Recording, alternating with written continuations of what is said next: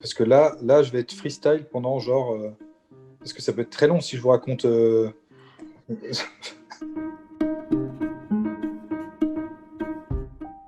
Bonjour, je m'appelle Franck Hanez, j'ai 44 ans, je dirige Sopress. En 2003, on a lancé Sopress avec un magazine qui s'appelait SoFoot, qui s'appelle toujours SoFoot. Et l'ambition de Sopress, c'était de raconter les histoires différemment, plus à hauteur de lecteur, en fait. Donc d'être moins dans un rapport que pouvait avoir la presse, notamment, qui était les sachants expliquent à ceux qui ne savent pas.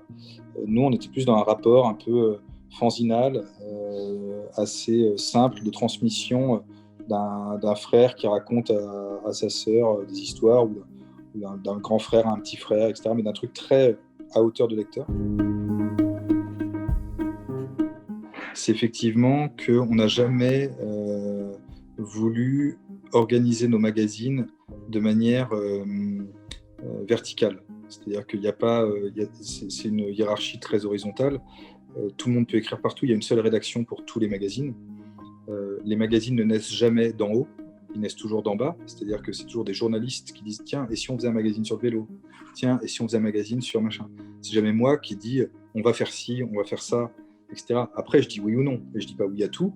Mais par contre, pour que ça soit sain, il faut toujours que ce soit une volonté de ceux qui vont le faire concrètement au quotidien, parce que sinon, ça marche pas en fait.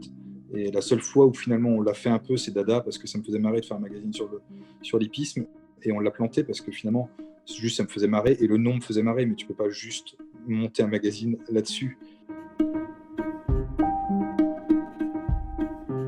Les dernières choses qu'on a faites, il y a un truc qui est assez fort, et qui, je crois, est une première mondiale, c'est le deal qu'on a monté entre Sopress et Fédération sur la façon dont on allait demain exploiter nos récits.